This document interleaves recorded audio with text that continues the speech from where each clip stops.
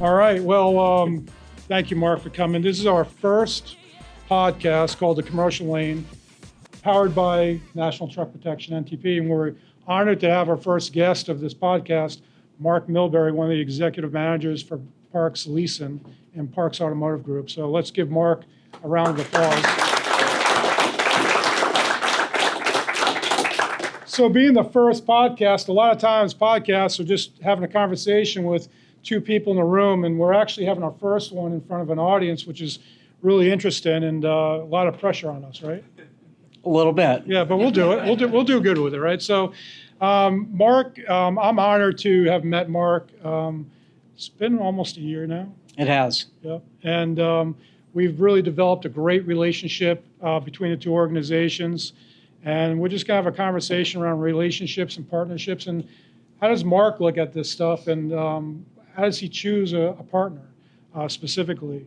It's not just about talking about it, but it's actually proving it at the same time of having this mutual partnership. So with that, when we start the foundation, Mark, you're one of the most respected leaders in operations in this industry, especially in the leasing, and you have a really depth, a lot of knowledge around what you do. So first, could you kind of give us a background of where you started and how you ended up with Parks first?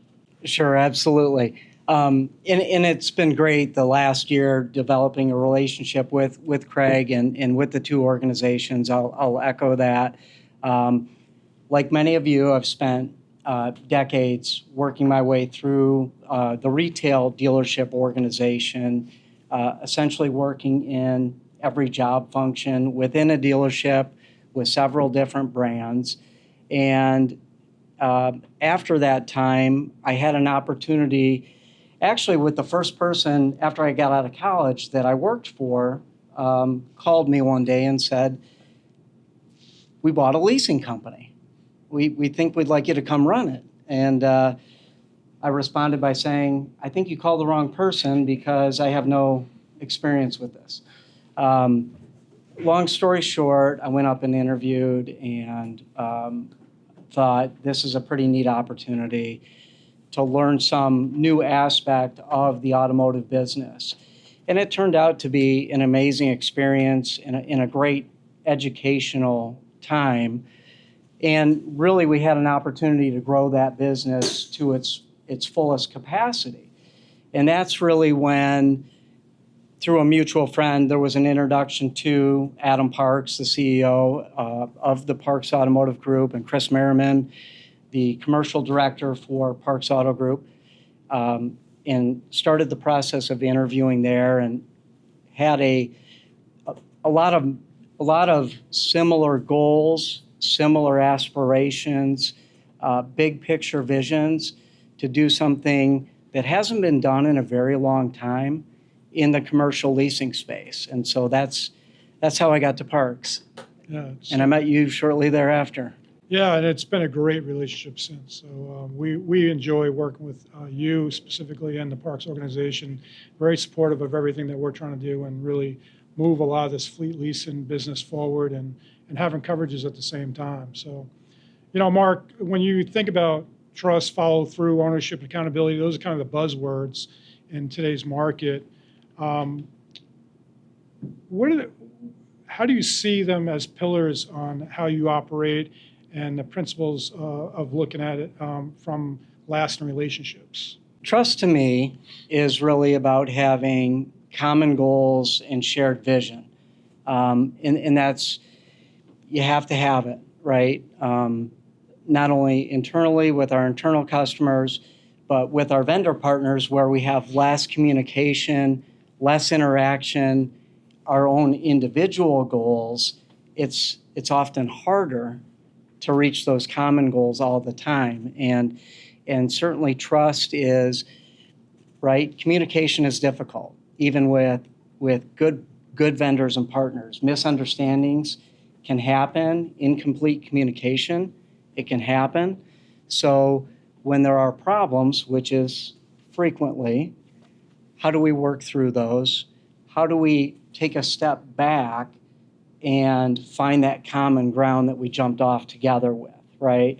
So the trust part of it is really about having those common goals. And when we get off step, when things aren't aligned, how do we regroup and reaffirm that's what we jumped off with together, and now how do we solve the problem?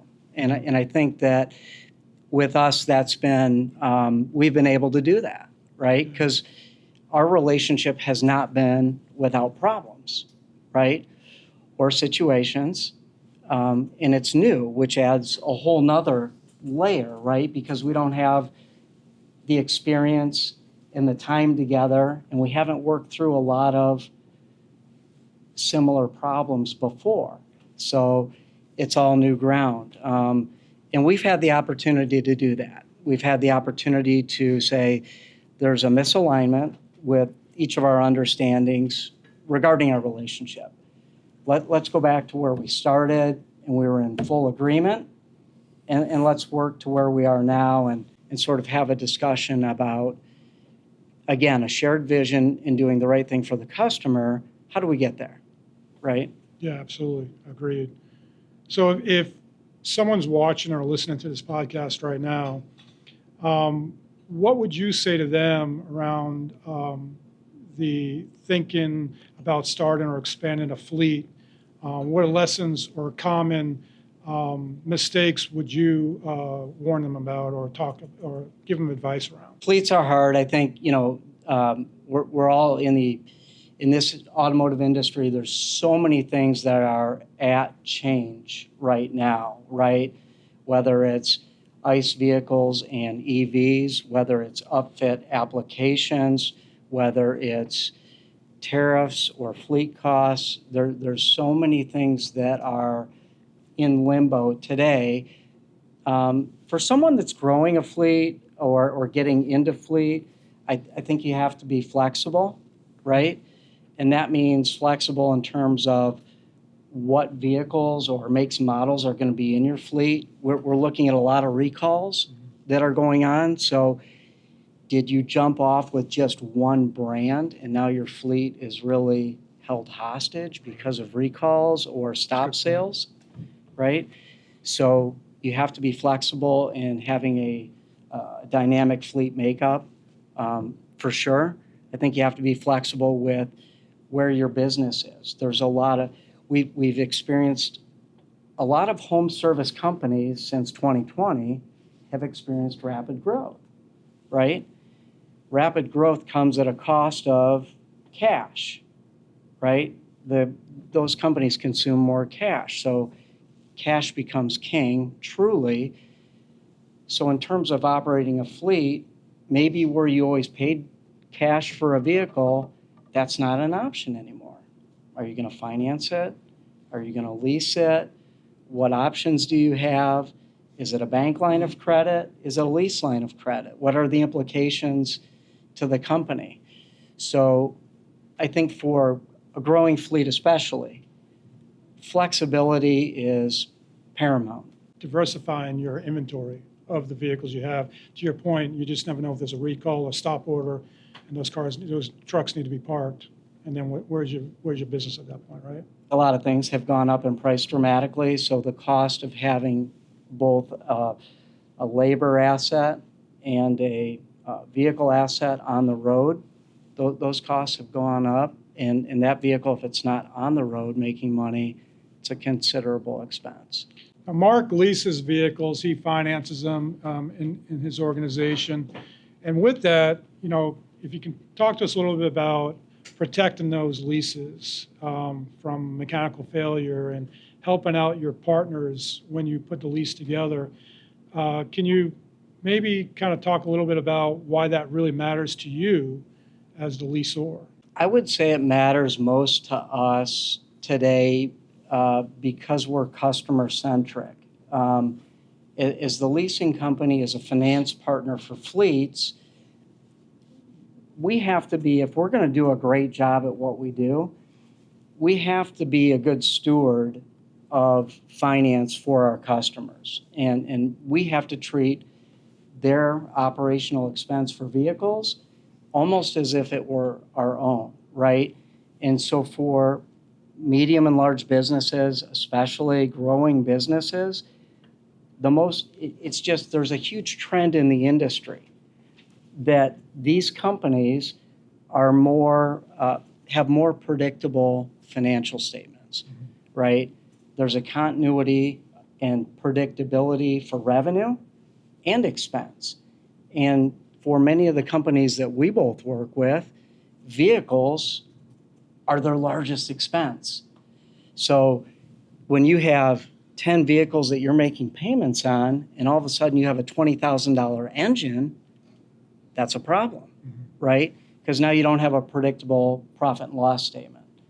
So from the fleet manager's perspective, that's a blemish, right? You haven't done your job.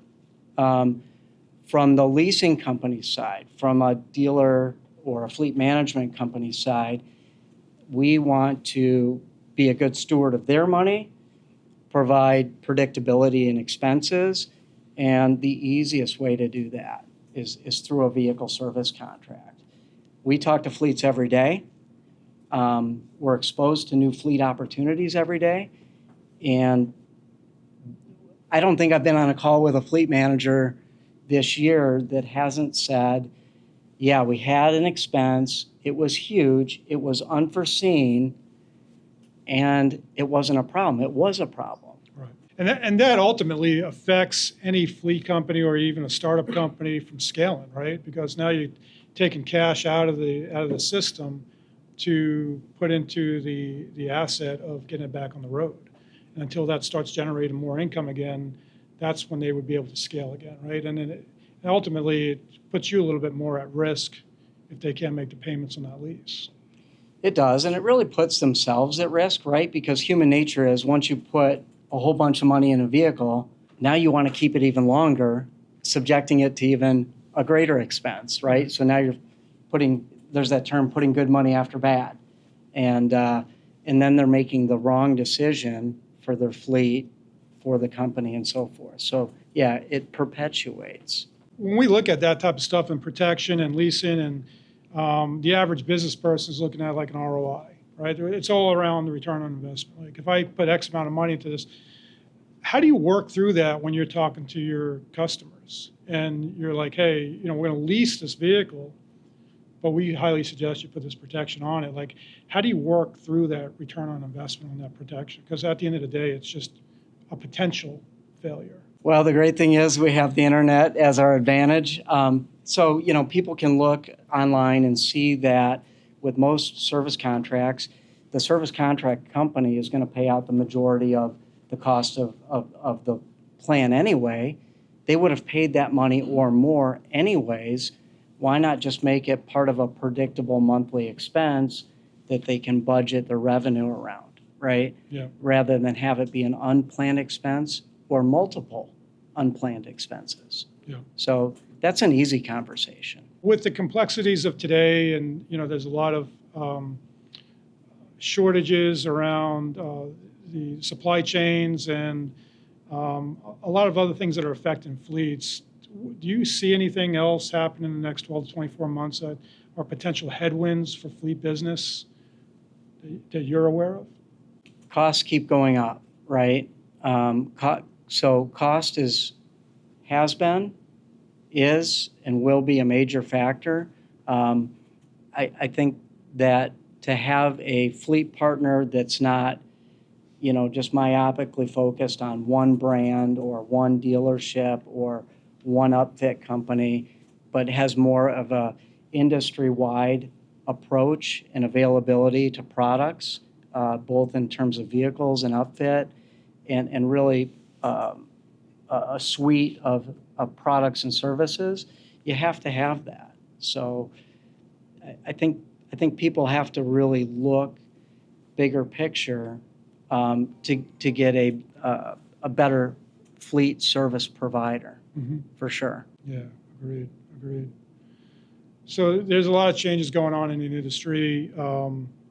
Leaders prepare their people, processes, partners. What are you doing with your parks organization to prepare for all these changes and really the new department, the new industry that you're building within the parks organization. What are you doing to build up your people and getting them ready for this next wave of or next business model that you're building? Well, what's really, I think, pretty exciting about what we do is we're brand agnostic, we're product agnostic, so we can really have the luxury to pick and choose who we want to work with and what products and services we present and offer to the customer. Continuous training is essential because the market is changing rapidly, right? And so we have to be current on what's going on in the market and be able to make good recommendations to customers. It's amazing to me how many medium-sized companies there are out there in the United States today that have had such limited exposure to fleet options, right? Whether it's going beyond their local dealer because maybe they were a good service provider and so they bought vehicles from them, or from a fleet management company, or maybe they just always paid cash and they didn't know there was a better way, or they didn't know there was better coverage, right? There's so many medium-sized companies out there that have had such a limited introduction, right? And especially when it comes to leasing, what I find is that most companies have never had a proper explanation of what leasing can do for them, right? The benefits, and they just didn't know. Right. So a lot of it is education. We have to be the subject matter expert. We have to be agnostic and be willing to present what's best for the customer, not necessarily what's best for us. Yeah, and on that, when we talk about information and different fleets and what they know and what they don't know about their business, your organization is big into upfitting. Like you have they have a great facility in Lake Norman area, and things like coverages around upfitting and the potential of breakdown, whether it's with a hydraulic lift or a electric motor or whatever it might be on their upfit. How much of that conversation has been in the past compared to today around protecting that piece of it, not just the cab and chassis of a vehicle, but the actual upfit that you guys work on? You know, it's really interesting. Over the years, I've had the good fortune to work with and get to know many of the largest fleet dealers in the United States for the different brands, and there's some great super smart folks out there. The one thing that's really surprised me in my time at Parks is to your point, is the scale of the upfit business as being a central part to our fleet business. In Cornelius, in Lake Norman, we have about 110,000 square feet of fleet upfitting, and we're just about to onboard another 85,000 square feet to expand that because the demand is so huge, right? When we're talking when you're talking to your customers and we're talking about the upfit, and have they thought about in the past of covering that upfit in the past, rather than just, because I think traditionally we look at coverages as around more of the cab and chassis, right? The engine, transmission, differential, right? But do they ever think about what about the warranty, specifically in the upfit, but then after the warranty expires, having some protection around that as well? It was really enlightening to me to learn that there is an opportunity to cover the vehicle and the upfit, but not just based on a catalog or a static offering, but really more of a dynamic product for really any upfit.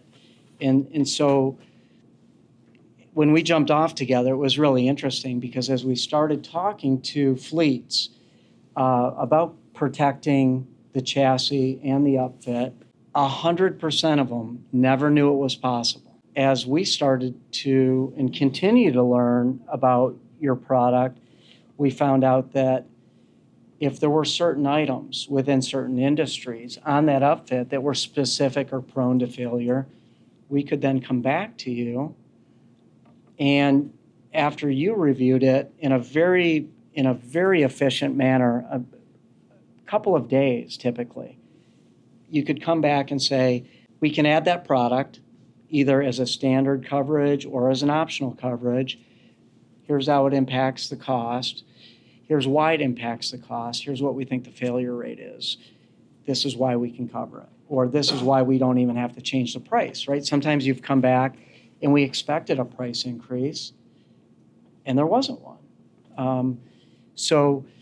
And this is evolving, right? Because now with parks, we have the state contract for municipal vehicle sales for North and South Carolina and Virginia.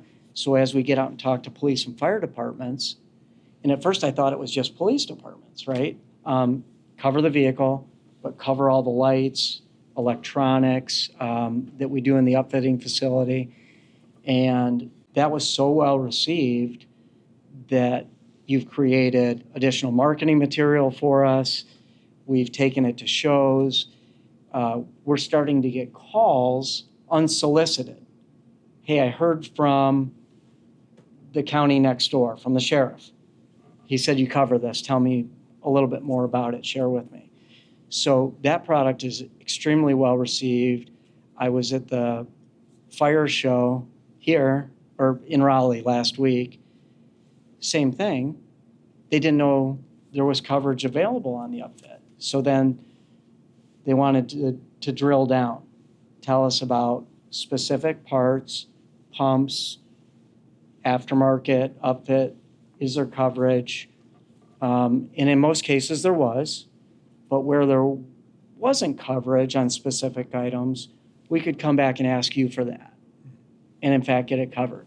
So Yeah, I think that goes along with being curious in the market, right? And just understanding what is the need. And what we're seeing and what you're also telling us is, as a true partner, is municipalities also have a need. It's not just in the traditional fleet world that we think about, with, to your point, the home delivery companies and that type of deal, the home franchise companies.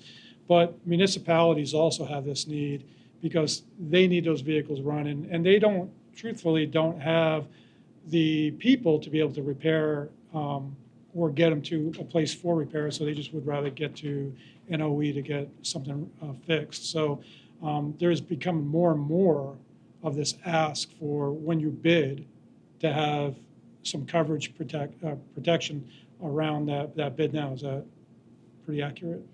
that's an accurate statement, Craig, and we've actually been able to get that added as a line item on the state contract. So, the most appealing parts to that offering in the municipal space are really the zero deductible, right? Because it could be $1 deductible, and they'd have to go back somewhere and get an approval for that, and that just takes time.